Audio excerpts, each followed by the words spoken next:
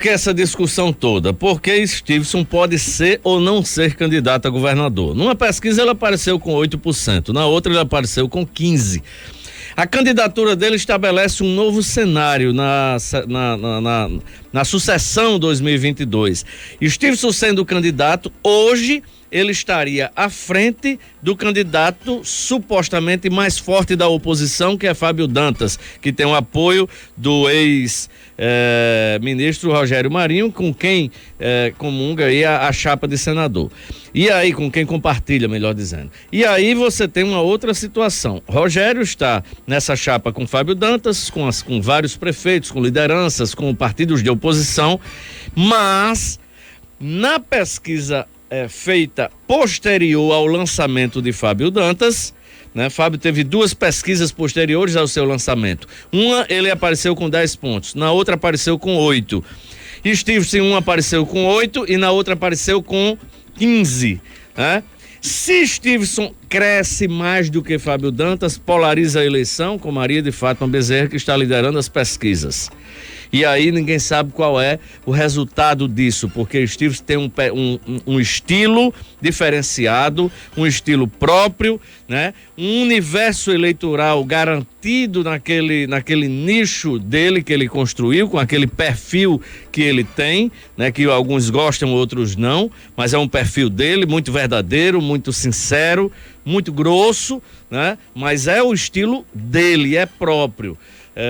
Mas associado a esse destempero, vamos dizer assim, ele tem uma conduta absolutamente inatacável. É um parlamentar que ninguém até hoje teve a ousadia de levantar absolutamente nada contra a conduta dele, nem a moral, nem muito menos o desempenho dele enquanto parlamentar, não de conteúdo, mas de fazer ou deixar de fazer algo suspeito, por exemplo, com a verba parlamentar, como tem alguns outros. Porém, isso não faz de Stevenson um candidato top a ponto de disparar como ele não disparou, mas ele também não assumiu candidatura. E aí, só para concluir, se Stevenson não for candidato, retirar o seu nome de forma oficial, fica Fábio Dantas. Isso produz uma polarização, porque o terceiro nome até agora está patinando, não chegou sequer aos 5 pontos. O terceiro tem sido o Haroldo, com 3 e pouco, 2 e pouco e tal. O terceiro nome ainda não existe do ponto de vista eleitoral, de potencial de crescimento. Significa dizer que iríamos para uma eleição em 2 turnos, com a possibilidade de ser decidida no primeiro turno.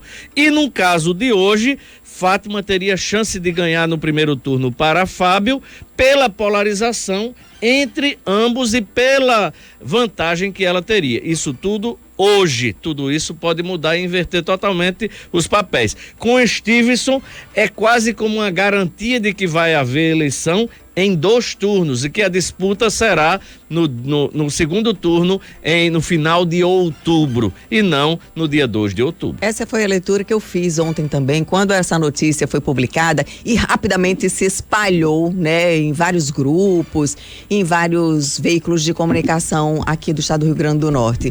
Uma tentativa clara de tentar colocar em dúvida ali a possibilidade do senador Stevenson Valentim ser o candidato da oposição também, um dos candidatos de oposição para as eleições de 2022 como candidato ao governo. Para o grupo governista, a saída de Stevenson da disputa é muito boa. Por quê? Porque praticamente a governadora tem uma grande chance de definir, né, o pleito no primeiro turno, como você colocou. Então, houve uma verdadeira euforia nessa notícia ali que o senador Stevenson não estaria oficialmente filiado e que ele, portanto, estaria fora da disputa. Mas não se sustenta essa notícia, né, que provocou aí todo esse alarde, justamente porque o senador Stevenson tem, sim, provas robustas da sua filiação. Então, se ele quiser ser candidato, ele pode. E é importantíssimo, principalmente para a oposição, que existam candidaturas competitivas para levar o pleito para o segundo turno. O governo não sonha com esse segundo turno, mas a oposição estimula, inclusive, candidaturas justamente para que a eleição não seja disputada, não seja decidida num turno único. Mas Agora, o problema é o seguinte, que a gente também não vê do senador Stevenson Valentim, que até agora não disse se é ou não, né, pré-candidato, a gente não vê aí a vontade de ser governador do Rio Grande do Norte. Ele até tem vontade, pelo menos é a leitura que a gente faz quando a gente conversa, entrevista o senador Stevenson Valentim, ele tem vontade de ser pré-candidato, né? Para disputar, para colocar o nome dele né, em evidência, para que a população possa ouvir as propostas dele, enfim. Agora, ele chegou a dizer aqui que, eu cheguei a dizer, senador, o senhor não tem nada a perder se o senhor for candidato ao governador. É justamente e isso. ele disse, eu tenho sim, vai que eu ganhe. Né? Ou seja, para ele ganhar e ser governador é perder, porque ele está numa situação confortável no Senado. A primeira coisa que um candidato precisa, além da filiação partidária, que a filiação lhe permite o amparo legal para disputar o pleito, mas a primeira coisa que um candidato precisa é ter vontade. E Stevenson Valentim ainda não saiu do armário, ele não disse do armário eleitoral.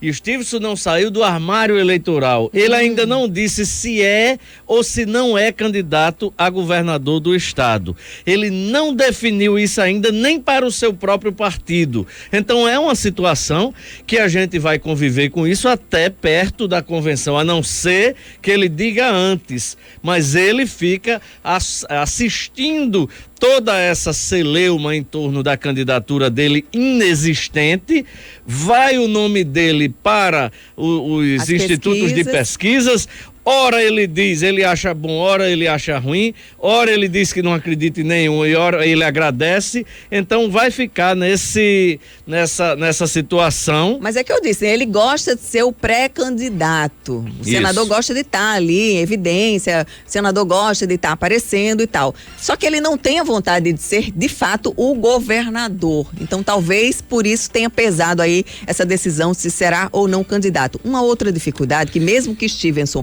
confirme a sua pré-candidatura, que o partido vai ter, é essa característica dele de não gostar de políticos, né? Da política em si.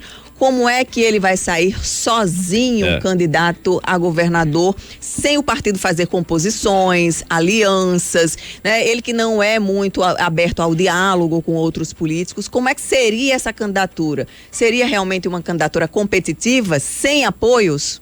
É verdade, é diferente, apesar da candidatura de senador ser considerada candidatura majoritária, mas ela é para o legislativo. A candidatura do executivo, ela é diferente, porque você, para ser senador, em tese, precisa só de você exercer o mandato em si.